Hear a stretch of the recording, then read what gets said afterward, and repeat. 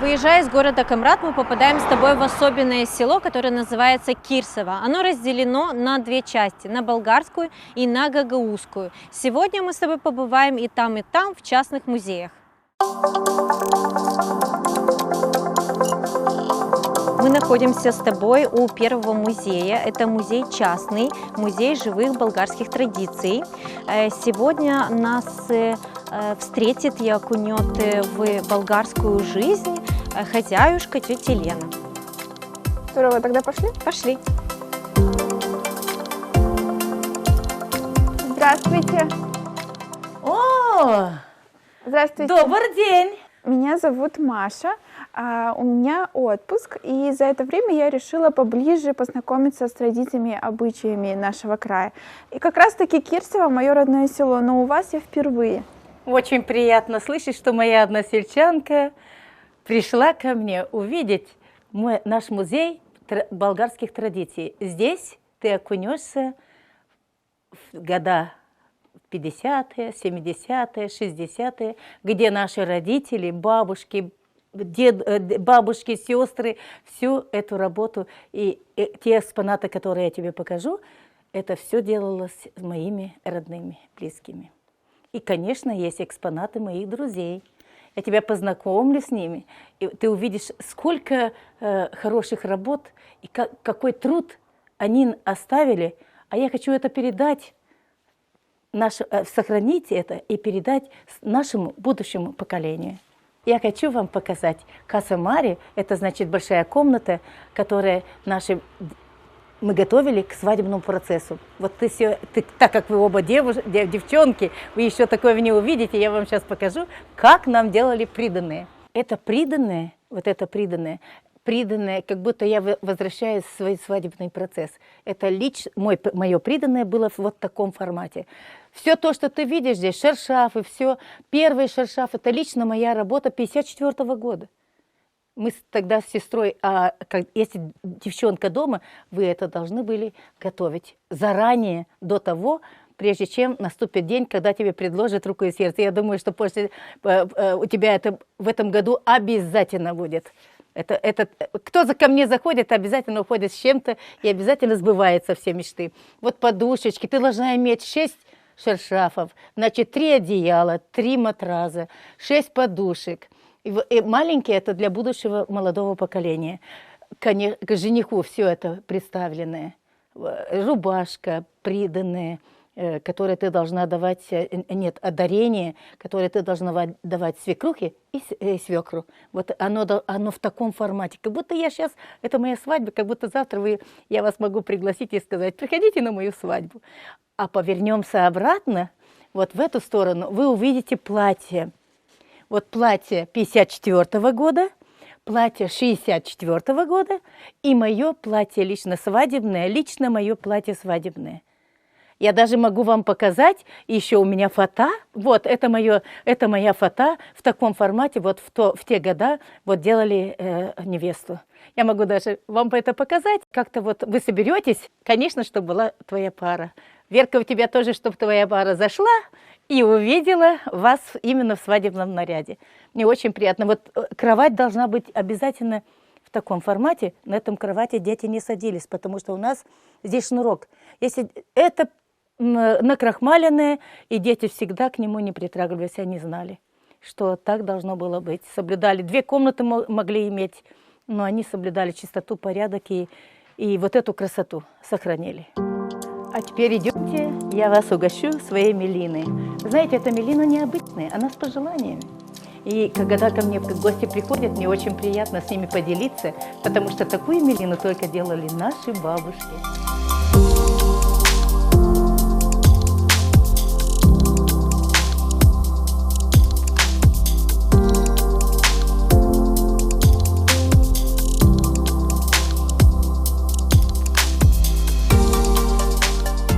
Вот это и есть наша мелина.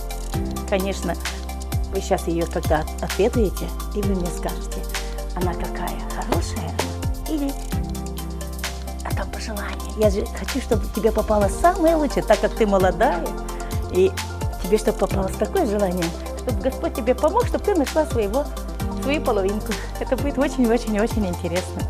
Так, сейчас я вам это самое порежу так, чтобы вы, так, чтобы попало самое лучшее. И мы ножиками никогда не резали, потому что там есть эти пожелания. Так, вот так. Так что, Машенька, давай, твой первый кусок. Ты сам и молодая, и ты себе забираешь свой первый кусок. Какой ты хочешь?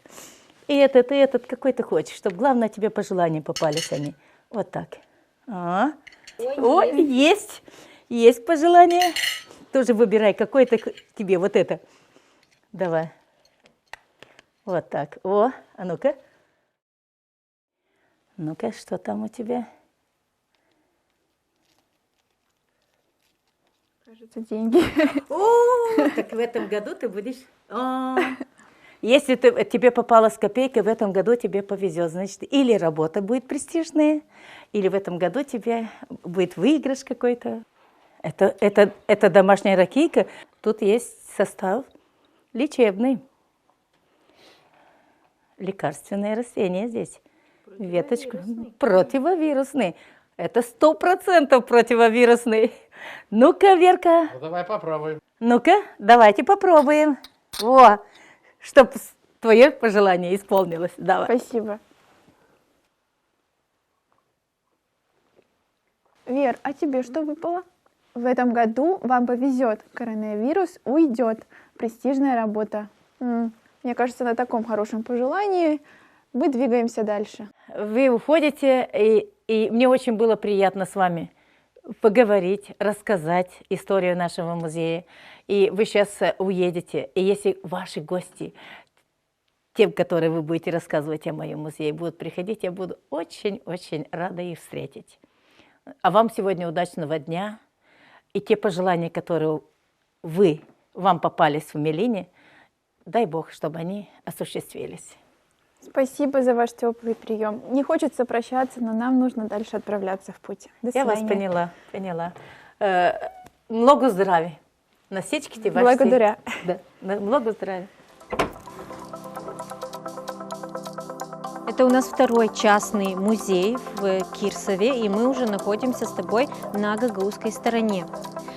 Мы сейчас посетим музей, который посвящен нашему гагаузскому языку и тем людям, которые были в основе преподавания гагаузского языка.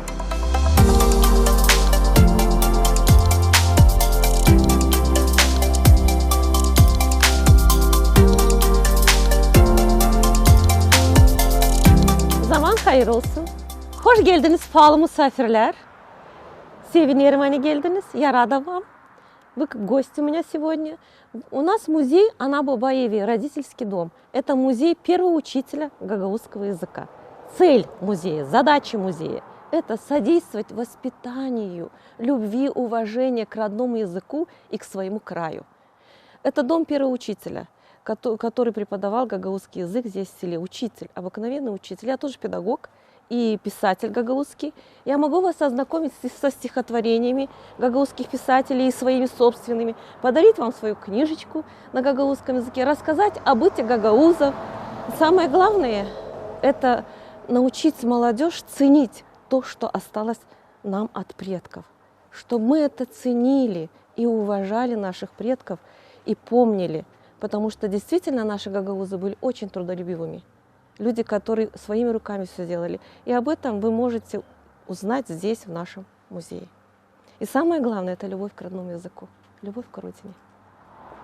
Гостей всегда в гагаузской семье встречают хлебом с солью. В каждой семье есть на столе хлеб. Добро пожаловать. Хош гельден палом саферлер. Спасибо. Чтобы на столе всегда в каждом доме был хлеб. Чтобы люди приходили с добром. В гагаузской семье перед порогом круглый коврик. А для чего он? Вы знаете? Нет. А для того, чтобы, когда вы заходите, вы вытираете обувь. И все плохие намерения, они остаются там. И вы заходите с добром. Прошу вас.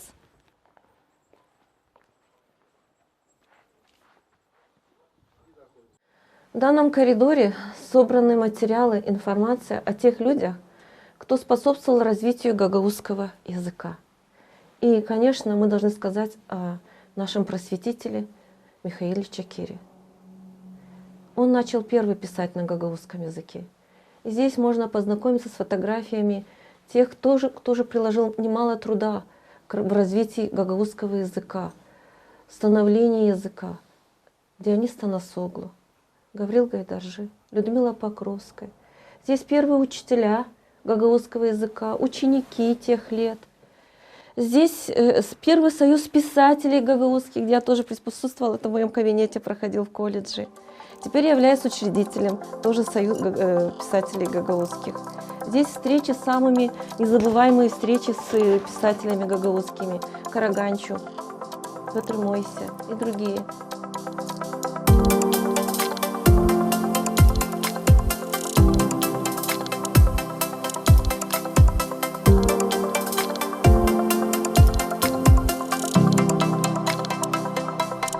Пришла осень. Во дворе работа практически закончилась, поле тоже.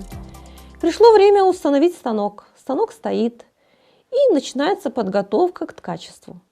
Это у гагаузов традиция. Целую зиму, даже и ночами, и днем, целой семьей могут ткать по очереди. Сначала мама начинает, потом сын садится, и дочка садится. Все умели ткать ковры. Не только коврики вот эти, которые мы стелим длинные, но и большие ковры молдавские, которые мы называем молдавскими. Их тоже ткали на специальных коврах. Но этот станок, который стоит, это станок для ткачества вот этих длинных дорожек.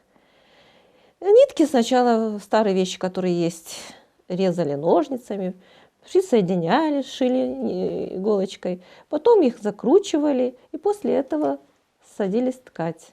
Эти коврики мы можем увидеть в каждой гагаузской семье. И, конечно, вечером, в обед, семья собиралась за вот такой софрой. Я помню это со своего детства. Это самый любимый столик в моей жизни. Во дворе летом. А уже когда похолодало, стоял пад широкий. И на этот пад ставили эту софру. И мы не садились, редко садились и на стульчики, можно было и на стульчиках садиться. Но мы садились на поду, и вокруг этого столика, я удивлялась, могло поместиться 10 человек, 12 человек. Вот за вот таким столиком. Ишбаджаклы софра мы называем их.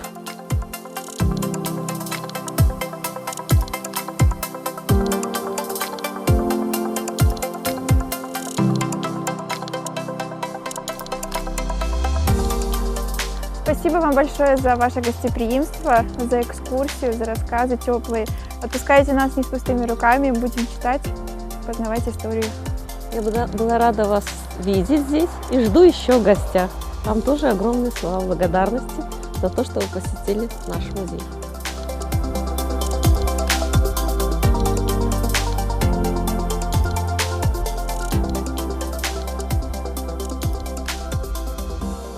Маша, ты знаешь, что все названия населенных пунктов в Гагаузе мы можем перевести с тюркского языка. И Бешалма переводится как 5 яблок. Ты знаешь почему? Нет, а почему?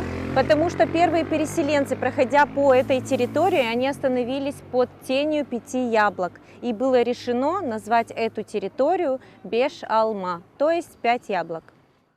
Вер, скажи, а что означают эти 2 каменных столба? У них есть какое-то значение? Да, конечно, это указатели, где начиналось село и где заканчивалось. Сейчас эти камни перенесли на территорию историко-этнографического музея, где мы сейчас с тобой находимся. Это единственный историко-этнографический музей в мире. Только здесь можно узнать о гагаузской культуре, традиции и, самое главное, о происхождении гагаузского народа.